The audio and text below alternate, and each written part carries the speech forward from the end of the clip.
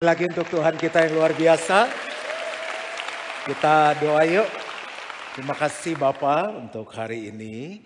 Kami mau dengar isi hati Tuhan, bicara bagi kami. Beritahu apa yang perlu diperbaiki, ubah cara kami melihat, cara kami berpikir, lembutkan hati kami yang keras. Dan kami pulang mau jadi murid yang taat untuk melakukan firman-Mu. Di dalam nama Tuhan Yesus. Amin. Amin. Silakan duduk.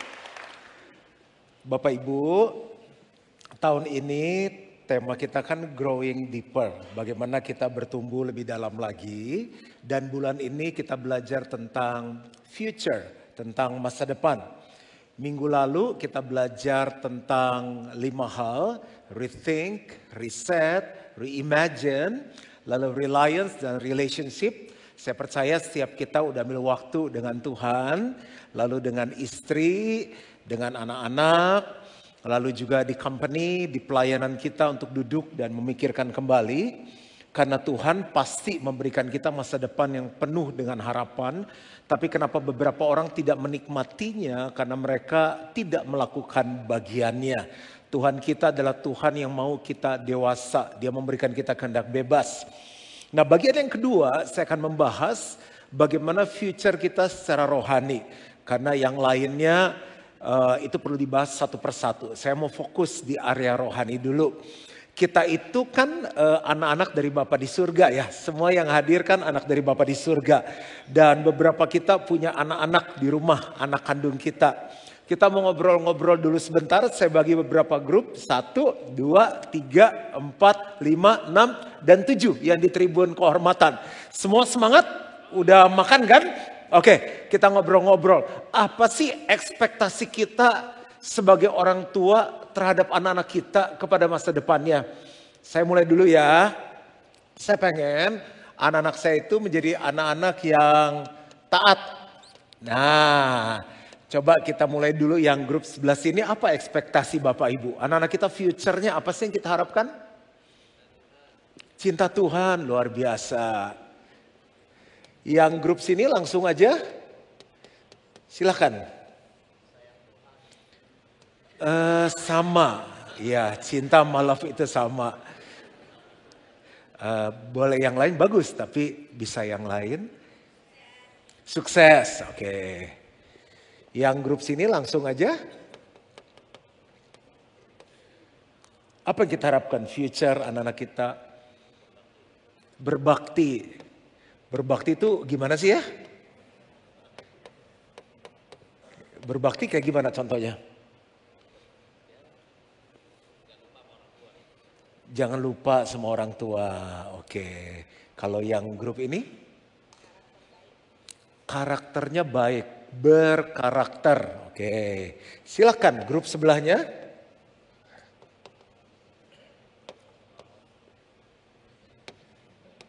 Boleh kencengan nggak?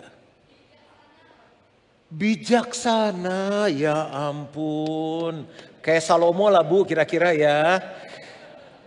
Kalau bilang kaya kan nggak enak, tapi sebelum dia dan setelah dia tidak ada orang yang sekaya, sehebat dia. Yang ketujuh, dermawan. Oh, suka memberkati karena banyak orang diberkati tapi nggak suka memberkati ya Pak ya. Yang di atas,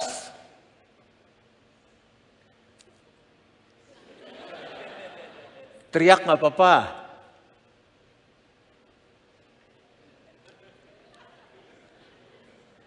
Apa?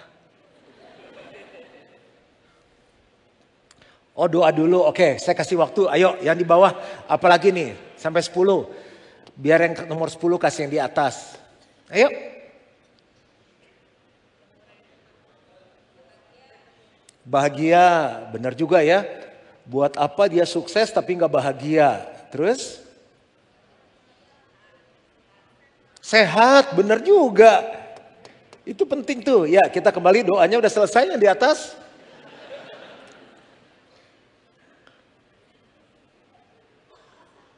Oh tidur, aku pikir doa. Apa yang di atas? Wakilin aja yang di bawah. Satu lagi apa?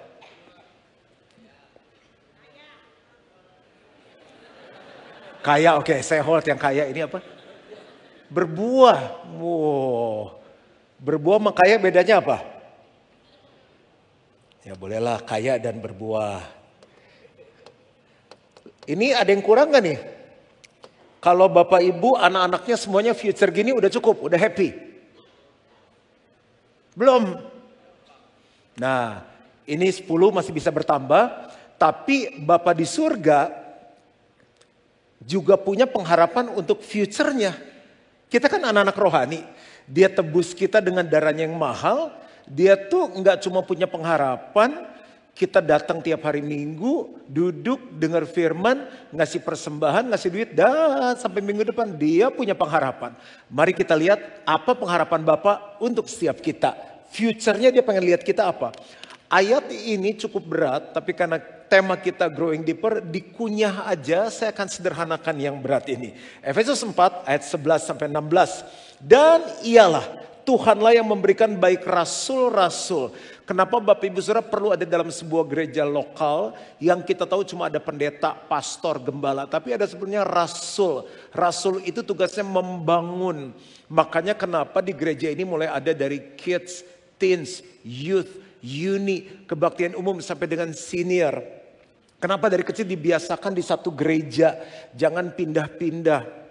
Itu belum lagi kalau dia kuliah keluar kota, luar negeri, luar angkasa, ketemu teman baru. Ada orang yang cari kuliah dulu nggak cari gereja. Cuma 3 tahun, gak usah 3 tahun. 3 bulan aja orang bisa hilang iman kok. 1 jam aja orang bisa hilang iman. Anak kita pinter, ketemu pacar di sana, lulus summa cum laude, magna cum laude, laut samudra, tapi pulang hilang komunitas rohani, lalu nggak takut akan Tuhan. Buat apa? Itu hilang tengah jalan. Sampai di sini teman-temannya hilang, malas ke gereja. Orang baik, orang pintar, orang hebat, tapi imannya hilang. Buat apa? Waktu Yesus datang, dia cari iman di muka bumi ini. Nah, jadi itu dibangun. Nah, di gereja ini saya, teman-teman, para leaders, bahkan mostly itu nggak full timer, mereka mau membangun kehidupan orang. Itu rasul. Lalu ada nabi dikatakan, itu direct, mendirect hidup orang. Banyak yang dari minus sekarang hidupnya plus, hidupnya kacau sekarang dipulihkan oleh Tuhan. Lalu pemberita-pemberita Injil, bagaimana bisa menjangkau. Dulu nggak bisa berbuah, sekarang bisa berbuah. Gembala-gembala yang caring. Ada orang yang datang, kau datang dan pergi sesuka hatimu, nggak ada yang tahu. Kita tahu, kita monitor pemimpin ini kemana, sekarang dia di mana, sekarang bagaimana pertumbuhannya. Saya sebisa mungkin saya turun, saya keluar, saya tanya, adik kamu kemana? Biasa ada, lagi mensret pastor, gitu. Tahu lagi mensret anaknya. Pengen di tempat, di rumah, di mana kita diperhatikan atau dicuekin? Diperhatikan, harus cari rumah yang ada gembalanya. Lalu ada pengajar-pengajar yang membuat kita bertumbuh dewasa, maju di dalam Tuhan. Untuk apa? Mereka diberikan oleh Tuhan untuk memperlengkapi orang-orang kudus. Orang kudus itu siapa? Kita. Tapi aku orang Medan. Orang Medan tapi dikuduskan. Orang Manado tapi dikuduskan. Betawi tapi dikuduskan oleh Tuhan. Hokian tapi dikuduskan oleh Tuhan. Tapi aku Senin sampai Kamis kadang kudus. Gak apa-apa, statusnya sudah orang kudus, kita harus hidup dalam kekudusannya Tuhan.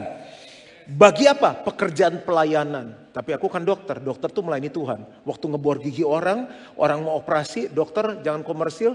Waktu lawyer, kalau orang susah perlu ditolong. Kita gak hanya semata-mata uang, tapi itu pelayanan juga. Bagi pembangunan tubuh Kristus sampai kita semua telah mencapai kesatuan iman dan pengetahuan yang benar tentang anak Allah, kedewasaan penuh dan tingkat pertumbuhan yang sesuai dengan kepenuhan Kristus, sehingga kita bukan lagi anak-anak yang diomong-ambingkan oleh rupa-rupa angin pengajaran, oleh permainan palsu manusia dalam kelicikan mereka yang menyesatkan, tetapi dengan teguh berpegang kepada kebenaran di dalam kasih, kita bertumbuh di dalam segala hal ke arah Dia Kristus yang adalah kepala. Daripadanya lah seluruh tubuh yang rapi tersusun dan diikat menjadi satu oleh pelayanan semua bagiannya, sesuai dengan kadar pekerjaan tiap-tiap anggota menerima pertumbuhannya dan membangun dirinya dalam kasih. Amin. Sampai sini udah pusing?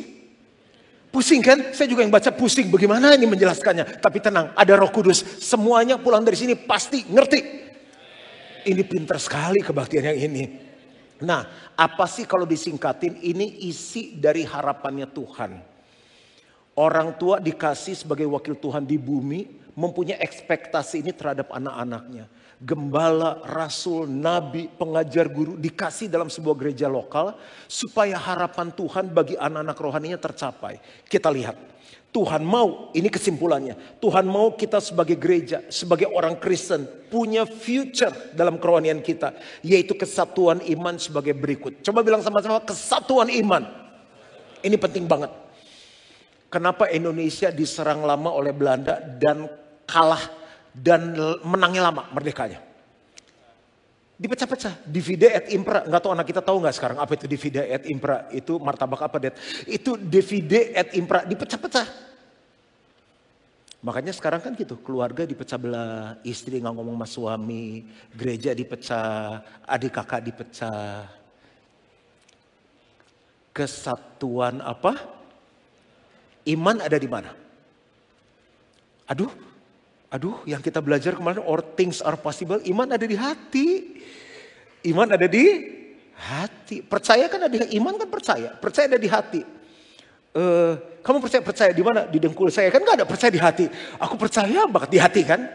Jadi kesatuan iman adalah kesatuan hati. Kenapa Tuhan mau kita bersatu di hati?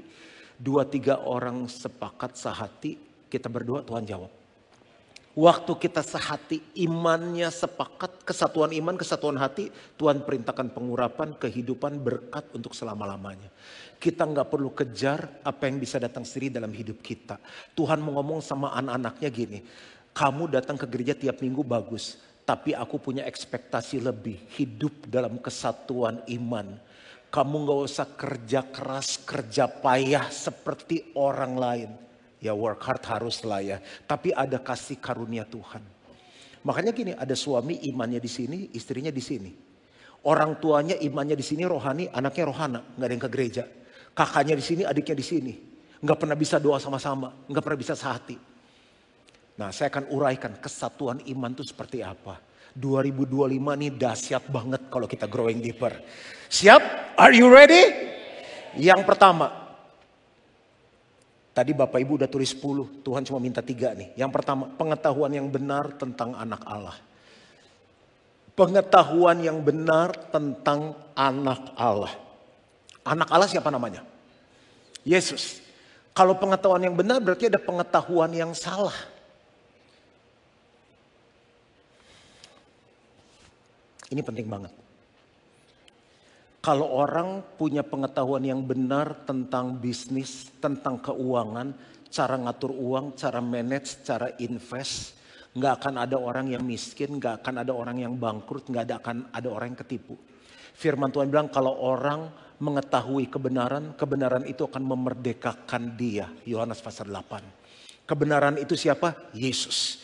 Kebenaran itu apa? Firman. Ada di firman Tuhan. Semua tentang uang, investasi ada di dalam Alkitab. Kerinduan Tuhan adalah pengetahuan yang benar tentang anak Allah. Tentang kebenaran. Kenapa sih anak kita di sekolah yang tinggi-tinggi? Supaya dia bisa berdiri di kaki sendiri. Makanya Tuhan mau kita punya pengetahuan yang benar tentang anak Allah. Lagi, pernikahan. Pengetahuan yang benar tentang pernikahan akan membuat pernikahan bahagia. Mulai dari cara pilih cewek, pilih cowok, pilih pacar, calon suami, calon istri udah salah. Lu kenalin gue dong, yang cakep-cakep dong. Itu tuh girl tuh cakep-cakep tuh. Yang seksi-seksi, yang gini-gini. Jarang cari, lu kenalin gue yang takut akan Tuhan dong. Sudah jarang terdengar. Lu pesan dari atas gini. Ingat cara yang kaya. Jangan kayak bapak lu, gitu. Jadi cari yang kaya. Tapi bukan anak Tuhan, gak apa-apa yang penting kaya. Ntar gampang tinggal di selem doang dibaptis. Cara yang ganteng, perbaikin keturunan, gitu. Jadi sekarang yang benar cari yang mana? Benar. Takut akan Tuhan kalau bokeh gimana? Nggak mungkin ya. Jadi cara pacarannya mesti benar. Nggak boleh gaya bebas. Saya kemarin baru ngomong sama anak saya Carissa, bulan Februari depan kamu kan 16 tahun. Daddy akan beliin kamu purity ring. Jadi kamu pilih cincin sendiri. Itu namanya cincin keperawanan, kamu jaga keperawanan kamu sampai kamu diberkati dalam pernikahan. Nanti kamu balikin ke Daddy, pilih lagi cincin yang bagus, yang baru untuk kamu pakai. Ica udah paham? Ngerti dong Dad, tenang. Tapi boleh nggak bukan cincin? Saya udah deg-degan aja karena Ica nggak biasa pakai perhiasan katanya. Pakai aja yang buat kalung atau anting katanya. Boleh apa aja, yang penting kamu hidup kudus. Dia udah ngerti. Yang boleh pegang kamu, cium kamu setelah kamu diberkati dalam nama Yesus, amin, itu ciuman pertama kamu. kolot, terserah. Tapi firman Tuhan bilang ini diberkati baru beranak cucu. Pengetahuan yang benar tentang anak Allah. Pokoknya kalau nggak ada amin, saya kasih contoh terus sampai jam 4 sore. Terus saya kasih contoh. Karena harus pengetahuannya benar. Loh, kalau pengetahuannya benar, pernikahannya benar dong. Pengetahuannya benar, keuangannya benar dong. Pribadi Yesus aja banyak yang gak kenal kok. Contoh. Hah? Lu sekarang dekat majuan Mogi ya? Hati-hati lu. Hati-hati lu. Dia kan orangnya begini. Masa sih? Pantesan gue terakhir tuh berasa. Padahal dia belum kenal saya benar-benar. Cuma karena orang ngomong. Dia belum tahu pengetahuan yang benar tentang Juan Mogi. Orangnya baik sekali. Sorry. Benar kan? Hah, lu ke dokter itu. Dokternya kan komersil. Itu dokter baik. Cuma gara-gara dikasih harga dia kaget. Lo memang dokter bagus kan mahal. Dibilang komersil. Kasihan kan tuh dokter. Jangan mundur ikut Tuhan gara-gara Tuhan bilang. Gara-gara orang bilang ikut Tuhan kan gini. Ikutin dulu. Lagi contoh. Pengetahuan yang benar. Udah mulai ada amin nih. Dikit lagi deh 10 menit. Pernah dengar orang nggak kan ikut Tuhan susah, makanya gue nggak mau terlalu kayak lu tuh fanatik. Ini nggak boleh, itu nggak boleh, ono nggak boleh. Hidup udah susah dibikin susah. Pernah dengar gitu nggak? Makanya gue kan gereja setahun 2 kali aja, Natal sama Paskah. Kalau nggak perjamuan kudus. Makanya setiap kali perjamuan kudus di Gilgal ketambahan 1.000 sampai 1.500 orang. Karena waktu ambil darah Yesus dianggap cuci. Loh, kok tahu? Cuci dosa minggu pertama, minggu kedua, keempat. Loh. Tahu semua bikin dosa. Nah itu harus punya pengetahuan yang benar tentang anak. Nah mereka pikir tuh dosa enak, dosa hebat. Ada jalannya disangka orang lurus, ujungnya menuju maut. Nih ya, dosa membuat hidup kita berat, kotor, bingung, pusing, gelap, apalagi. Pokoknya menuju ke maut aja semua. Contoh ya, bohong. Bohong enak atau enggak? Enak lah. Akhirnya kita lagi nakal, ditanya istri, kok pulang malam pak? Meeting. Selesai. Oh meeting, isinya, suami gue rajin ya, akhirnya dapat banyak kang tahu gitu kan. Padahal habis nakal, sama temennya lah segala macem. Meeting sama siapa pak? Sama Budi, Agus ya ini. Itu nggak tahu siapa 3 orang itu. Meeting di mana? Departemen Perhubungan. Oh proyek apa? Nyamuk sama gas. Oh terus udah sampai bohong ke-7. Dia lupa, dia ulang lagi bohong yang pertama. Istri bilang, Pak itu kan udah pernah dibohongin. Oh iya lupa mah, thank you ya. Sudah diingetin bohongnya. Jadi dia harus tutupin bohong pertama, bohong kedua. Kan pusing orang bohong. Yang suka jantungnya deg-degan orang yang apa? Kita habis maling. Naik motor. Hujan, kan berlindung di bawah jembatan. Pakai jaket hujan kan, pakai payung. Makanya bikin macet kan di kolong jembatan. Pas lagi gini, aduh untung ada jembatan. Pas nengok belakang kantor polisi. Kalau kita nggak maling, jantungnya tenang nggak? Tapi kalau kita habis maling, jantungnya akhirnya hujan-hujanan kita tetap naik motor. Hidupnya berat kalau berdosa. Thank you responnya. Kalau bayar pajak benar hidup Mau contoh lagi enggak? Nah, tapi kalau hidup kudus, jadi Tuhan larang kita supaya hidup kita nggak berat, tapi supaya hidup kita ringan. Kudus itu ringan. Keramas enakan sehari atau sebulan sekali? Rasanya apa kalau keramas sebulan sekali? Lengket, berminyak, ada kutu, ada kecoa. Aduh gak betah, pernah sakit di rumah sakit gak keramas itu rasanya. Abis melahirkan ingat kan istri saya, aduh saya gak tahan mau keramas. Gak boleh. Harus minum obat apa tuh, ayam obat lah segala macam. Berapa lama berkeramas. Berat ini. Begitu keramas segar. Kudus itu bersih. Spray, enakan spray baru bersih. Seminggu 2 kali diganti, walaupun pinggang sakit ganti, putih bersih, atau setahun sekali diganti. Spray aku licin sampai berlendir. Lebih enak mana? Bersih. Kudus itu bersih. Siapa yang suka minum orange juice? Orange juice yang di box ada expiry date-nya setahun, pakai gula pengawet, pewarna, sama orange juice yang diperes langsung dari jeruknya, dingin-dingin. Lebih sehat yang fresh atau yang pakai pengawet? Lebih enak yang mana? Lebih mahal yang mana? Kalau kita hidup kudus bukan karena Tuhan jahat, Tuhan mau hidup kita bernilai. Kita mau cari mbak, cari karyawan, cari sus, mau yang jujur atau gak jujur? Cariin gua sus dong. Lu yang pengen gimana? Ya gak jujur deh. Yang jujur lebih mahal atau lebih murah? Bapak Ibu mau yang jujur dan lebih murah. Nah itu masalahnya. Oke. Lagi, cerita lagi tentang pengetahuan yang benar tentang anak Allah. Yohanes 1 bilang gini, Yesus itu penuh kebenaran dan kasih karunia. Kenapa banyak orang akhirnya gak bisa dewasa dalam Tuhan, gak mau memenuhi ekspektasi Tuhan, dia membayangkan Tuhan penuh kebenaran. Puasa lo, gak puasa Tuhan marah lo. Udah kembaliin perpuluhan belum? Hati-hati lo, ntar kutuk lo. Nanti langit tertutup lo. Nanti belang pelap mau makan hasil lo. Gak gereja lo, ntar kesenggol bemo lo. Semuanya ngeri sekali di gereja. Ada Tuhan. Tuhan mah fun banget. Anak-anak aja suka sama Tuhan. Yang galak siapa? Murid-muridnya. Jangan-jangan, Yesus sibuk. Jangan-jangan. Ini saya modernin ya. Yesus bilang, jangan biarin anak-anak datang kepadaku. Karena mereka yang punya kerajaan Tuhan. Kalau sampai anak-anak suka sama Yesus, berarti Yesus fun. Makanya saya kalau jeda kebaktian suka sekali main sama anak-anak. Makanya aku punya gaya-gaya baru di foto. Yesus itu dia penuh kebenaran, tapi dia penuh kasih karunia. Sebaliknya ada ekstrim kiri yang kasih karunia, udah gak apa-apa buat dosa, ntar Tuhan ampuni. Buat dosa Tuhan ampuni. Belum sempat bertobat, udah mati. Ayo. Dia Allah yang penuh kasih, tapi dia api yang menghanguskan. Pengetahuan kita cuma setengah. Pengetahuan kita itu belum benar. Makanya kesatuan iman bicara yang pertama tentang apa? Pengetahuan yang benar tentang anak Allah. Kenapa banyak orang gak punya ini? Karena mereka gak cari tahu.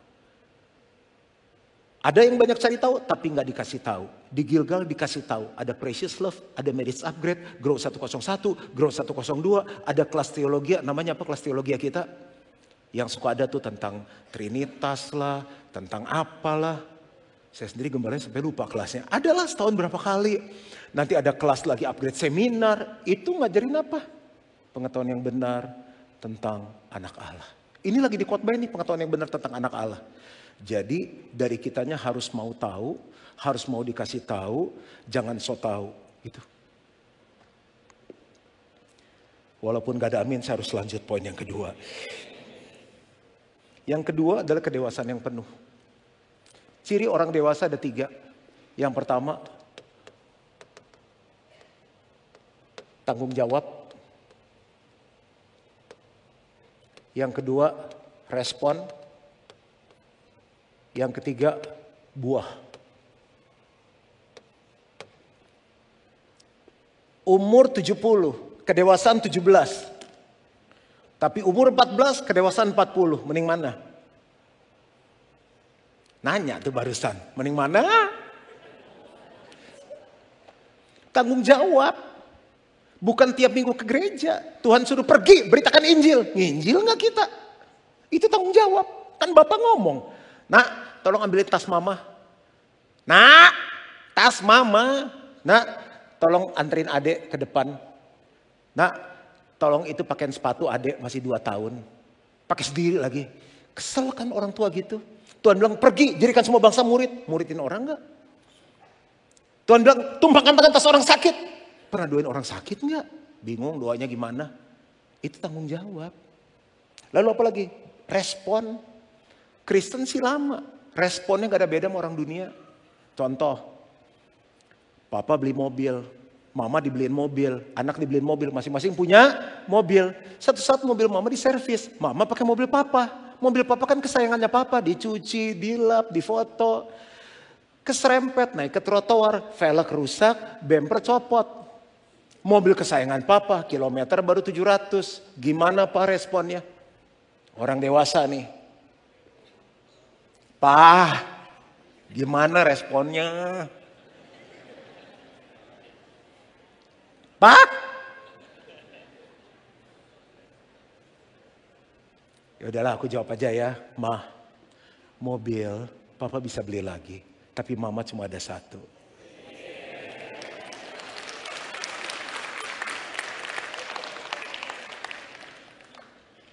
Sekarang mama ya, mama kan pengen tas, udah lama Waiting list 5 tahun. Warna putih. Kulitnya spesial, exotic skin. Dari nyamuk tuh ribuan nyamuk dijadiin satu. Kalau buaya kan satu buaya murah, ini nyamuk. Study di rumah tuh suka ada kelompok belajar, adik-adiknya ngikut. Tas mama yang putih digambarin, jadi dia kayak ngajar sekolah minggu. Jadi ini Musa, ini Laut Merah. Mama habis mimpin sel, GWF kan. Yang putih itu udah jadi kayak itu. Lukisannya Basuki Abdullah. Nama anaknya Neni. Gimana mami responnya dewasa? Nama anaknya Neni. Silakan berespon.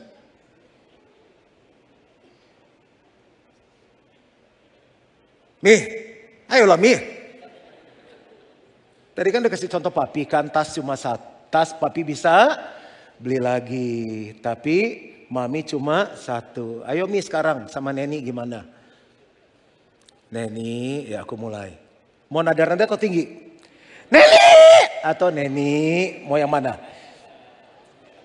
Ayo, 1, 2, 3. Neni, tas bisa beli lagi.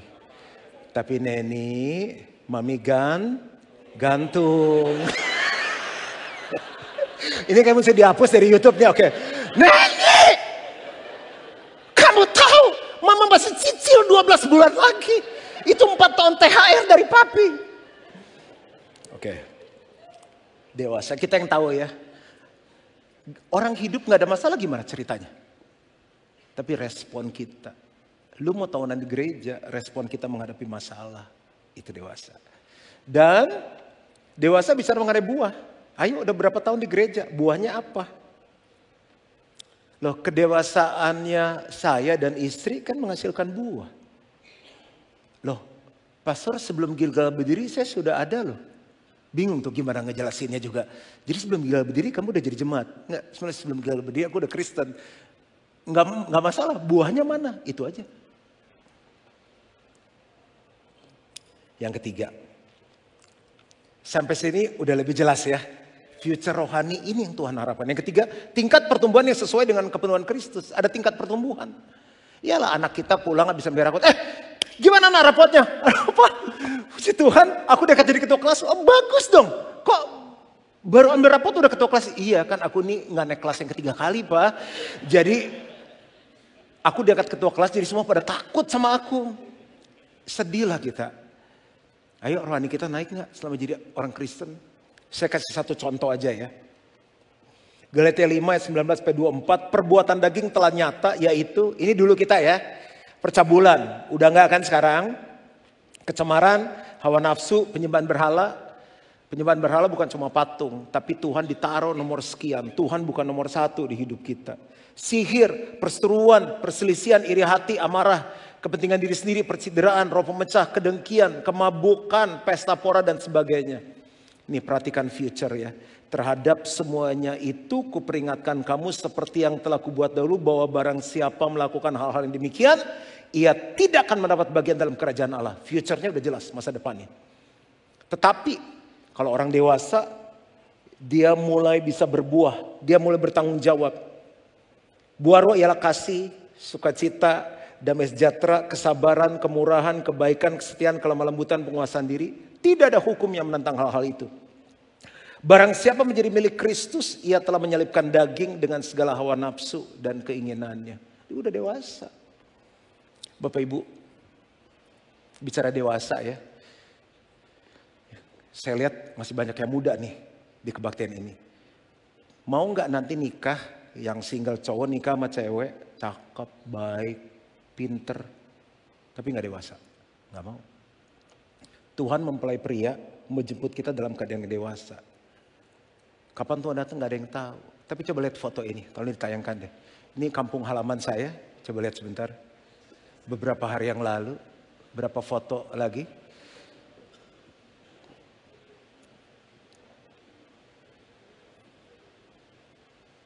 Ngikutin di berita kan?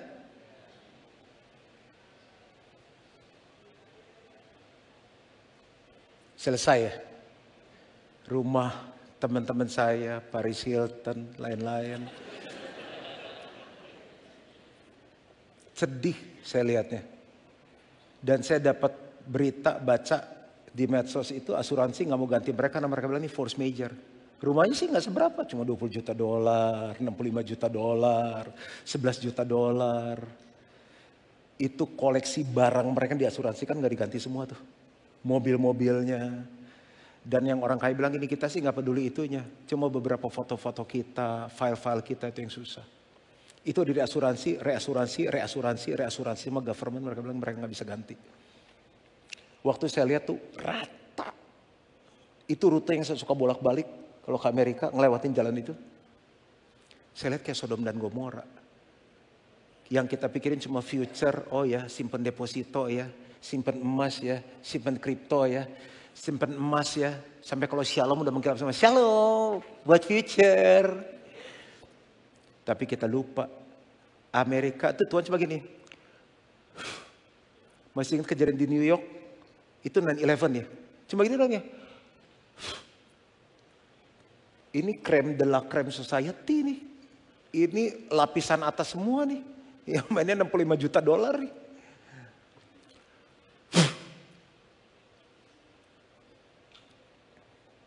Tuhan bisa datang anytime. Ini yang Tuhan taruh. Jangan biarkan Gilgal terlena. Preparing the future. Yang ketiga yang terakhir. Sampai sini kita belajar sesuatu. Nah, kalau ini nggak menjadi future, kita nggak pernah set ini dalam hidup kita. Yang penting gue datang gereja aja jadi Kristen biasa. Yang terjadi kita akan jadi anak-anak. Anak-anak lucu sih kalau 1-2 tahun. Lucu banget anak-anak. Masih kalau bis khotbah capek saya turun ke bawah main mana anak. Gendong, peluk mereka, bercanda-bercanda. Tapi kalau udah 37 tahun di rumah men, anak-anak kita. Mah makan. 37 tahun. Makan lo sendiri udah 37 tahun. Masih anak-anak. Mah transfer mah 40 juta, kenapa? Gak ada duit. Lu kerja lah udah 40 tahun. Masih anak-anak. Tiap kali suruh gitu, masih anak-anak. Diombang-ambingkan oleh rupa-rupa angin pengajaran. Ntar sini ngomong ini goyah, sini ngomong ini goyah. Tiap kali buat dosa dibaptis. Macam-macam lah pengajaran. Coba aja anak kita. 1 bulan di Trisakti, 1 bulan di Untar, 1 bulan di Binus, 1 bulan Pelita Harapan. Ya gak bisa lah, 1 kampus lah, 1 bapak rohani, 1 sel dibimbing. Kita bukan bapak yang sempurna. Tapi anak saya di rumah saya yang didik. Suka tertipu. Tidak ada dalam kasih. Makanya orang Kristen tuh Gilgal tuh Kristen tuh. Namanya anak-anak mana ada kasih. Anak-anak kan egois. Punya aku, wow, berantem. Rumah tangga kayak anak-anak semuanya. Suka berkompetisi. Dia bisa punya ini, aku mesti beli. Dia pakai itu, aku harus pakai ini. Dia pergi ke sana, aku harus pergi ke sana. Kristen anak-anak tuh semua. Karena nggak punya future. Saya akan tutup dengan ini. Kalau memang kita mau punya future secara rohani, syaratnya cuma 2. Di Efesus 4 tadi. Ini kan saya kupas dari sederhana. Yang pertama, menerima pertumbuhannya. Ada orang yang memang, ya udah pokoknya gue mau Kristen gini aja. Saya ngobrol sama orang 10 menit cukup, udah tahu ini orang mau bertumbuh atau enggak. Orang pastor mentoring, oke, saya bilang kita ngobrol. Saya tanya berapa pertanyaan, titik, saya nggak bisa mentoring kamu. Kayak kita ke piti gitu kan. Besok kata pitinya putih telur 4 ya. Kuningnya buang kata pitinya. Sayang dong coach. Terus besok kembali lagi kan. Sarapan apa kemarin? Putih, kuning, sama kulitnya saya makan. Loh, suka-suka gue gak bisa diatur orangnya. Lu mau sampai ayam tumbuh gigi, mana bisa jadi badannya. Hah, putih telur 7 banyak banget. Dia gak menerima pertumbuhannya. Mau adera yang latih sekalipun gak bisa. Sekarang pertanyaannya Bapak Ibu mau bertumbuh atau mau begini saja? Pebisnis yang maju, dia menerima bertumbuh. Mesti lihat story dia. gereja sel nggak bisa jadi begini aja. Yang kedua, firman Tuhan bilang membangun dirinya dalam kasih. Saya ketemu Piti kan, seminggu 2 kali 3 kali, kan bayar per sesi kan. Squat 60 kali, 2 set per set 15. Coach bagi 2 yuk, setengah-setengah. Jadi pahanya saya gede sebelah, dia gede sebelah dong. Nggak bisa. Dia bilang ini cuma di sini ya. Di rumah kamu squat. Itu bukan hanya kamu punya seksualitas bagus, kamu gede nggak pakai tongkat, mencegah osteoporosis, kamu khotbah seharian kuat. Makanya kayak Natal 6 kali berdiri aja begini terus. Otot ini kuat dia bilang. Kamu plank tiap hari ya. 3 set, 1 set 1 menit. Plank saya. Jangan lihat bentuk badan. Tapi kalau untuk stamina bisa diadu. Saya membangun diri saya saat orang lain gak lihat. Zona 2 saya 1 jam, treadmill, cross trainer. PT-nya bilang ini yang harus kamu bangun, ini PR-nya. Kalau Bapak Ibu cuma datang minggu, gak bangun diri kita setiap hari saat teduh, baca firman, kita gak akan mungkin bisa sampai ini. Tanggung jawab, respon, buah, gak bisa. Dalam kasih. Jangan lakukan ini karena takut masuk neraka, takut dihukum Tuhan, takut kesambar petir. Karena kasih. Emang enak squat begini. Emang enak. Belum pakai dumbbell naik terus. Ini baru yang 1. Belum yang buka. Emang enak ngeplank. Belum ditambahin buntelan di atasnya. Udah gemeter-gemeter. Tahan. Tapi saya lakukan gini, karena saya mau sehat sampai tua. Saya pengen jadi berkat bagi jemaat. Udah. Doa saya, future kita akan jadi luar biasa. Tuhan memberkati. Yuk. Kita punya ekspektasi kan sama anak kita. Bapak juga punya ekspektasi. Dia cuma minta satu, kesatuan iman. Kamu akan lihat banyak hal yang kamu gak perlu kejar akan datang sendiri. Tiap hari saya yakinkan saya doa sama istri saya doa sama anak saya. Pertama, pengetahuan yang benar tentang anak Allah. Kok kita banyak gak tahu karena kita gak cari tahu. Yang kedua, kedewasaan penuh. Kedewasaan bicara mengenai tanggung jawab, respon, buah, tingkat pertumbuhan yang sesuai dengan kepenuhan Kristus. Syaratnya apa? Kita mau bertumbuh, menerima pertumbuhan. Tuhan gak pernah maksa. Yang kedua, membangun dirinya dalam kasih. Bro, banyak yang saat firman Tuhan bicara kita bilang, Tuhan 2025 aku sudah banyak bangun bisnis, bangun karir, bangun fisik, bangun otot. Sekarang aku mau bangun rohaniku. Kalau itu engkau orang yang taruh tangan kananmu di dada dan saya mau berdoa. Aku berdoa keputusan ini dimeteraikan oleh darah. Rohani jemaatmu gak akan pernah sama lagi. Mereka punya future yang luar biasa. Aku minta ini di dalam nama Yesus. Dan semua yang percaya sama-sama katakan amin, amin. Karena ini materinya berat, Bapak Ibu dengar ulang lagi bahas di sel. Tapi saya mau kasih buku ini free karena ini menolong saudara bertumbuh. Buku saya ini bisa dibaca berulang-ulang. Bisa dibahas di mesbah keluarga dan menolong saudara punya pengetahuan yang benar. Nah ini kalau saudara mau jadi penyembah yang benar, mau dekat sama Tuhan. Nah ini cocok buat kamu. Dibaca ya. Ibu mau yang mana? Ini kalau nyelesain masalah jangan pakai cara sendiri. Pakai cara yang benar. Ini sukses yang benar. Kejar suksesnya dengan cara yang benar. Nah ini bagaimana membangun iman, kesatuan iman. Nah ibu tuh sebelum dapat udah putus asa bu, udah kembali. Dan Bapak Ibu AC-nya dingin gak? Dingin. Aku gak rasa dingin karena aku pakai ini. Ini enak banget, bukan hanya lebih muda. Ini limited, hanya tinggal 20-an, udah habis, Bapak Saudara bisa dapatkan di bawah. Dan di lantai 4 saya mau tanda tangan kalau Bapak Saudara masih perlu buku. Ini udah gak ada tapi saya mau minum karena kalau kita minum ini kita gak akan pernah haus lagi. Yang berikutnya Generously kita udah berdoa sepanjang minggu. Kemarin saya belum bacakan ayatnya dan hari ini saya akan memberi dengan istri saya. Ini Tuhan ngajarin belasan tahun yang lalu dan saya dan istri menikmati. Gereja ini menikmati. Ayatnya di Amsal 3 ayat 9, muliakanlah Tuhan dengan hartamu dan dengan hasil pertama dari segala penghasilanmu. Ini namanya buah sulung. Makanya selalu kita lakukan di awal bulan, di Januari, di awal tahun. Kita percaya tahun ini dengan buah sulung ini penyertaan Tuhan itu ada dalam hidup kita. Ayat yang berikutnya kita baca sama-sama 2, 3. Maka katamunya kita ganti ku ya. 2, 3. Maka lumbung-lumbungku akan diisi penuh sampai melimpah-limpah. Dan bejana pemerahanku akan meluap dengan air buah anggurnya. Nah, kata benih ini yang Tuhan sampaikan dari 1 Korintus. Ia yang menyediakan benih bagi penabur. Selama kita mau menabur selalu ada benih dan roti untuk dimakan. Ia juga yang akan menyediakan benih bagi kamu dan melipat gandakannya.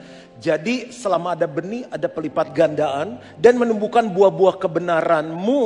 Ayat 11. Kamu akan diberkati dalam segala macam kemurahan hati yang membangkitkan syukur kepada Allah oleh karena kami. Jadi tujuannya apa? Ini saya ulang yang minggu lalu. Yang pertama, tujuan dari generous seed adalah belajar murah hati dengan memberi benih yang extraordinary atau unusual or sacrificial. Karena semakin orang Kristen baru itu nggak ngerti lagi apa artinya sacrifice, apalagi anak-anak kita. Nah, yang kedua mengalami janji Tuhan dalam keuangan, kita perlu mengalami terus. Yang ketiga adalah melepaskan kita dari pelit dan tamak. Karena manusia itu termasuk saya, semakin kita diberkati secara keuangan, kita bisa semakin pelit dan semakin banyak untuk kita, tapi nggak semakin banyak untuk Tuhan. Nah, kalau Bapak Ibu nanti transfer, itu harus ada berita Generous Seed 2025. Dan seed ini dipakai untuk apa? Kita nolongin banyak gereja yang lagi mau ngebangun, gereja susah, orang yang memerlukan. Jadi kita diberkati, kita mau nolongin lagi mereka. Dan kita percaya buah sulung ini akan menyenangkan Tuhan. Ya, itu dan yang terakhir adalah kami menyambut Bapak Ibu Saudara yang baru pertama kali hadir di GBI Gilgal. Selamat datang. Di lantai 4 kita punya welcome lounge. Dingin-dingin gini enak ngopi, ngeteh. Dan Bapak Ibu bisa tanya info tentang Gilgal. Kalau mau didoakan dilayani. Dan tadi family time-nya kan nanya, kamu udah ikut sel belum? Di sel itulah saya banyak belajar.